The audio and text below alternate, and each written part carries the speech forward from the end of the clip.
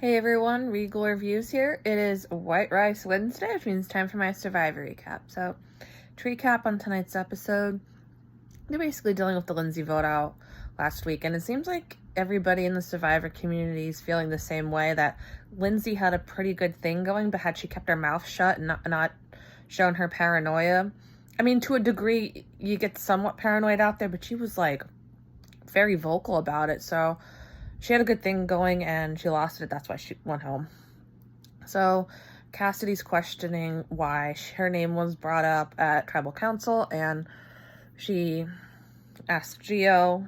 He offers to let's talk about this, and it was actually Ryan who wrote her name down. So she's feeling like uneasy, and rightfully so. I mean, if your name's brought up, I mean, somebody doesn't like you or somebody wants you out. So with the Red Tribe, nothing too much went on with them tonight. I gotta say, they've been pretty chill. With the Yellow Tribe, Janine and Ellie go to look for an idol, and they find the Beware advantage. And I gotta give Ellie credit. Say it what you want about Ellie, but she knows Survivor and knows, like, okay, where would they hide it? And she went right there and found it. So I give her major credit. But it's a Beware advantage, and it's the bead thing. And they say by the water, they said, let's not tell Owen. And what happens? Owen's walking right up. I'm like, oh, snap. So, they, of course, have to tell Owen then. And basically everybody knows then. Owen then tells Sammy, and then Sammy tells Gabler. Well, first of all, what happens is she's able to get the beads from everybody, and I do not know how these people have been able to convince people to give them their beads. I'm mind blown. The first time I saw that, I'm like, oh, this is going to be difficult, but I got to give them credit. They are good actors and actresses. And Sammy then tells Gabler what happened, and he's flabbergasted that he just got fooled by them. And Sammy said, oh, I didn't have enough time to tell you. I'm like, I think you did. You just didn't tell him on purpose. So yeah, that's interesting. So now Janine has an idol. So the reward challenge is basically like an obstacle. They were attached to each other and had to, like, go through the obstacle and then go on a teeter-totter while they were holding a water challenge. I mean, holding a water bucket. I mean, I'm doing a Survivor rewatch, and I haven't seen an obstacle challenge like that in a while, so it was very refreshing. And they were playing for, I believe, Comfort, I think it was, and then being Red that won. I wasn't really paying attention to that part. I really should have. But the immunity challenge, they had to roll this ball, and it was almost like skee ball in a way. You had to roll it up, and it had to sit on this perch.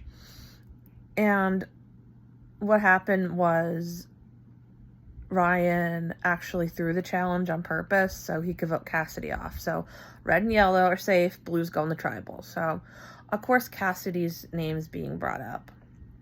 Gio's name's also being brought up because, you know, he has a lot of power in the game, but they also want to get rid of Ryan.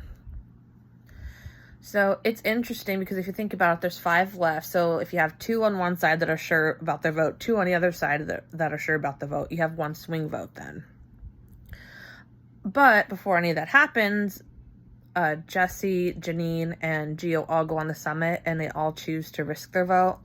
So they have a 1 in 3 shot of getting some sort of advantage, and Gio actually ends up getting the advantage, and it's the knowledge is power advantage. And basically, to refresh people's memory, it's if you know somebody has an idol or an advantage, you can ask them at tribal council and they can't lie to you. So then theoretically you can ask Cassidy if she had an advantage, first name to come to mind, then you could ask her, do you have an advantage? And she has to give it to you. So yeah, Gio has a lot of power right now. So he tells Carla And Carla's in a really good position because she could either go one out of two ways. She could either go with Cassidy and James, or she can go with Gio and Ryan. So she basically is the swing vote. And they want to get rid of Ryan because of what happened last vote.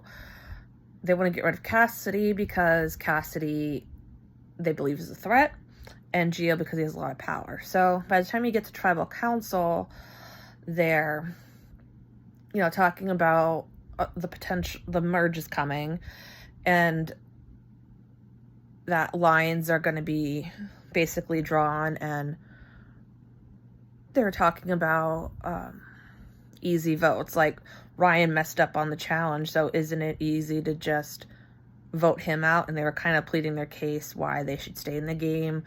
Ryan saying that he's, innocent and nice and everything. And it ended up being Gio that got sent home. And I didn't mind Gio. I had no problem with him, but he really he's one of those cases of playing too hard, too fast. And you don't tell people you have an advantage. Like, I believe telling Carla that he had the advantage, like, he has too much power, he's power hungry.